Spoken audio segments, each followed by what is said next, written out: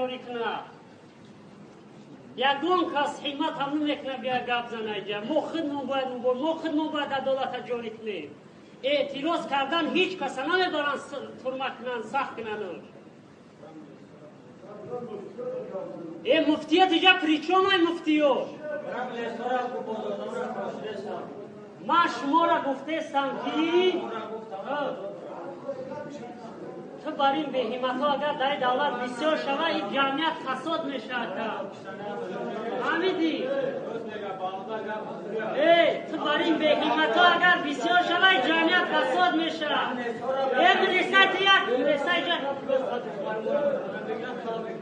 خاموشی را بیاین نکنید همه را صبر و خاصیت کنید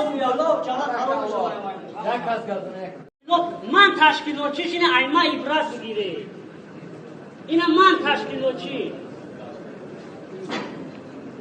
هیچ کس یکون دولت دموکراتی حقوق بنیاد باید اعتراض داشته باشه باید مبارزه داشته باشه یکون جای ترسش نیست هیچ کس نمیبرن ترمتنا همین خیلی نمیبرن سخت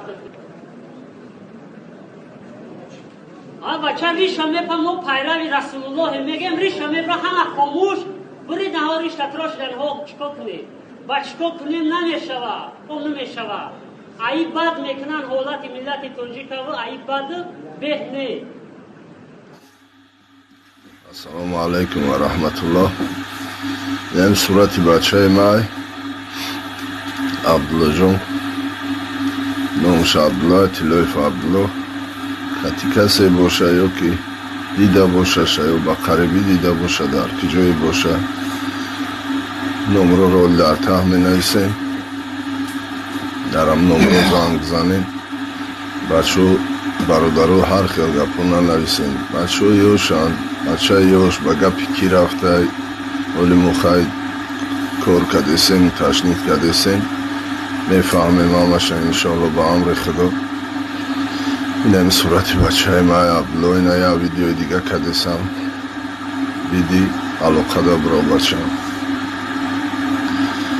خدا نگهبانتون باشه چند قدر گپ خبرو که تو در ترکیه رفته میگن لیسای شهر سربان گفتم بچه ما در رسیه علاقه دا برا آمده هیچی در کار نیسته زنگ بزه در کجای باشی گفت من جدایم خاطری مجام شوه دوست هر روز خانه ملیسا رفته سر چطور فایرود کده پرسیدسیان مومت فایرود کده پرسیدسیان صحبداری بچم در کجای اخی علاقه دا برای خیلی نکه عبدالله جون من همین ویدیو را برای هم مونده سمت دکی کجای دا باشه علاقه برا بچه های ما تیلای عبدالله نم داره بچه سال تولدش 1999 در کجایی که دیدیم حالی صورتوش هم میمونیم برادرها اینقدر خبر بتین که این سال بچه در همینجا ما بفهمیم تمام عبدالله اگر مرا دیدی ویدیوی مرا تماشا کردی علاقه دا برای خیلی به انصافی نکه نسبتی پدر و مادر ما تره باید امید روی کردیم که ایجا دا بیایی کار کنی یکی تو چی کار کردی سی عبدالله جو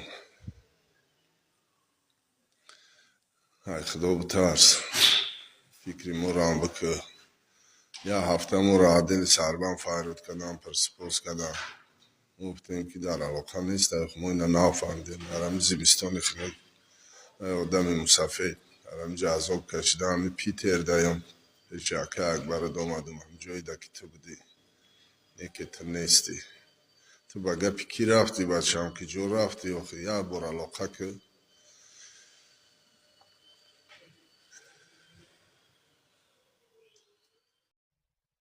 السلام علیکم داملای محترم خواهشمندم با سوال من جواب پره دهید که برای دیگران هم عبرت شود شخصانی هستند که بازم روزه نگرفتن و نماز نخواندن دین را تحقیر کرده دینداران را دشنامهای قبیح مردم را از رفتن مسجد منع میکنند در اسلام جنازه کردن این چنین شخصان چی معنی دارد من گفتم کسی نباشد وای وقتی که مثال ترغیبات های ضد دینی میبرد، یا اینکه مردم نمیگذارد که مثال به مسجد رود، یقینا و ایمان ندارد.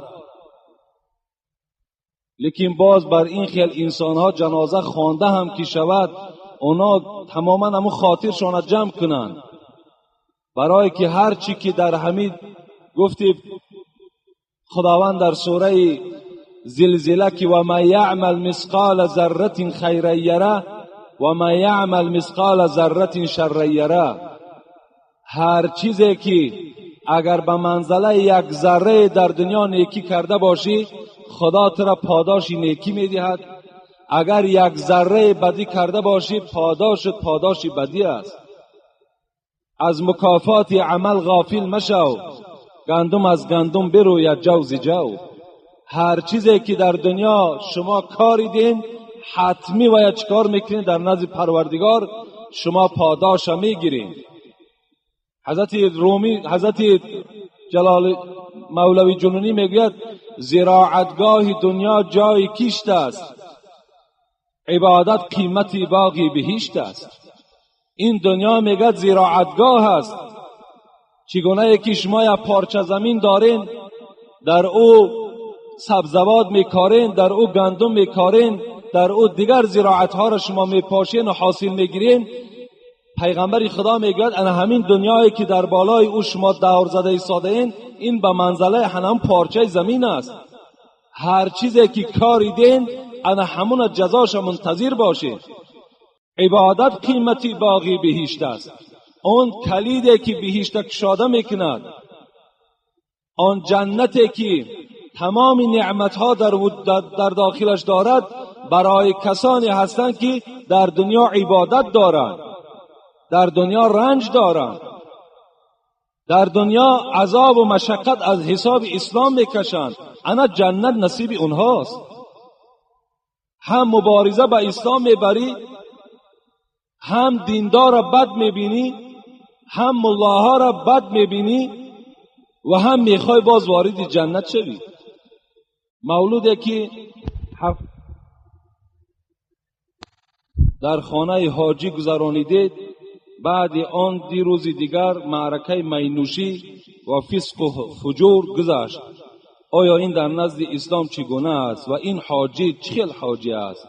با احترام مخلص شما، من نمیدانم که هستوی ما در کدام معرکه مولودم نی، بلکه یک معرکه پند نصیحت گذراندیم و بعدش اون حاجی باز معرکه مینوشی کردن، فسق و فساد کردن.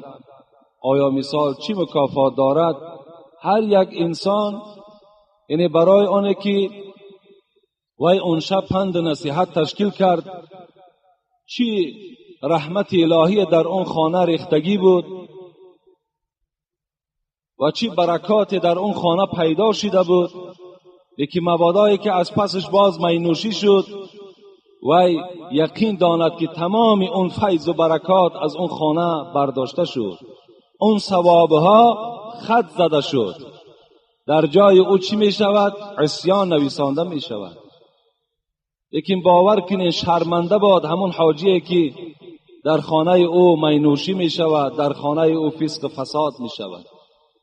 وقتی در خانه داملا فسق و فساد شود، در خانه حاجی فسق و فساد شود، در خانه مولویش مینوشی شود، پس از این عامه مردم دیگر چی ماد؟ چی طلب کنیم؟ خر عیسی گر برش به مکه، گرچه آید هنوز خر باشد. عاقلان این سخن نکو دانند، زاده خر همیشه خر باشد. حیف که خانه این گونه آدم‌هایی که مثال باید در بین جمعیت باشند. مردم از اینها باید عبرت گیرد.